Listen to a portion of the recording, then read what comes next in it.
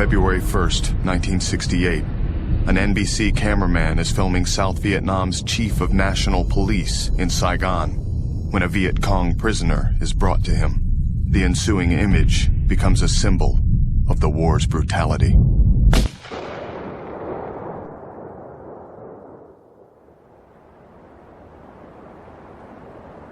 Huh? Daddy. Mommy. Daddy. Yeah, good. Did you hear that, honey? Come on. Now say, Daddy. Daddy. Come home. Quick. Quick. Mommy, no. This past week, the children and I recorded 7 audio letters to send to Ben. That seems to be the best way to keep their minds off what's happening in Vietnam. Keep them away from all the coverage on TV. Ann Purcell's husband, Ben, deployed to Vietnam 7 months ago. She is at home with her 5 children as graphic news coverage of the Tet Offensive fills the airwaves. There was a lot of coverage of actual battles and seeing the men wounded and that kind of thing. And we watched TV, but when that started happening, we didn't watch TV very much. Our second son that was in 2nd grade, he started having a lot of stomach aches and this kind of thing. And the doctor finally determined that it was his nerves, because he told me one day after he had watched TV, he said, "Mother, I'm afraid Dad won't ever come home."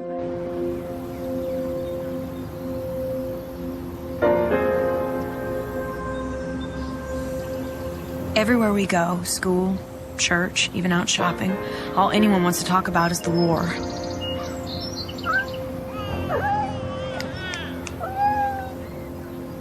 I'm just so grateful that in a few weeks we're going to take a trip to Hawaii to see Ben and R&R.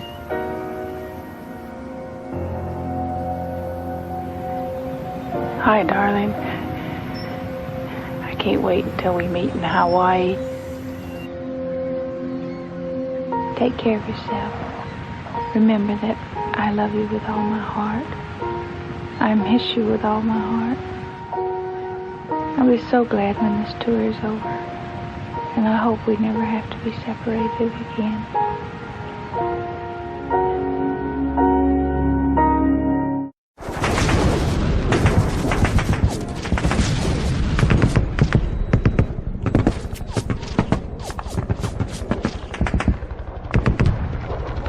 The ground never stops shaking.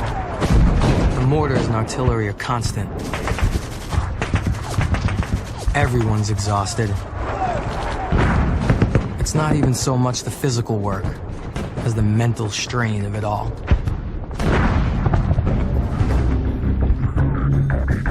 Medical Corpsman Raymond Torres and his company of 150 Marines are at the defensive outpost atop Hill 861A on the outer perimeter of Khe Sanh. Below them, enemy mortars and rockets continue to pound the base's airstrip, making it increasingly difficult to land planes. More and more, the Marines are forced to rely upon aerial drops for food, fuel, and most importantly, ammunition.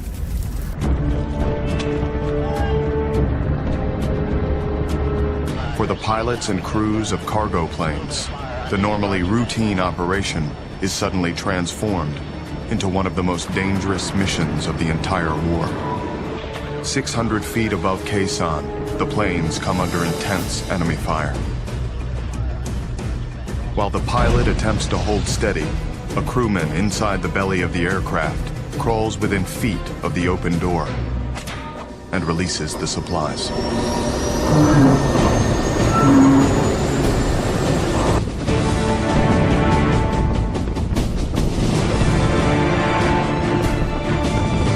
For the Marines at Khe Sanh, the pilots and crews of these cargo planes are the unsung heroes of the battle.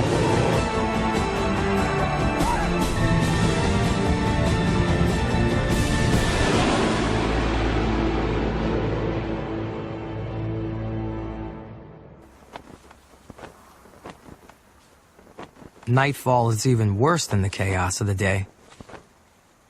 'Cause out here, where it gets so dark that you can't even see a hand in front of your face. Charlie owns the night, and he'll slip up on you and slit your throat before you even have a chance to scream.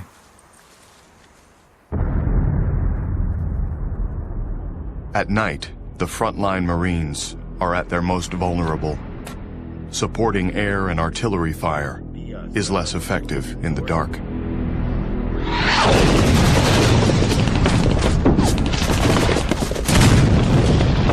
All around us, I hear Marines screaming and rapid firing. NVA's trying to break through the line. Only nobody knows where they're coming from, and nobody could see a thing. Mortars and grenades are exploding right outside the trenches.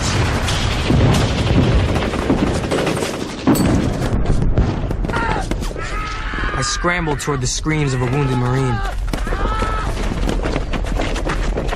Just as I'm hunching over him, trying to stop his bleeding, something hits the dirt a few feet away. It's a grenade. And in that short amount of time, everything just seemed to flash through my mind. I started backing away, and when I backed away, I put my hand up to my face to protect my face, and the grenade exploded.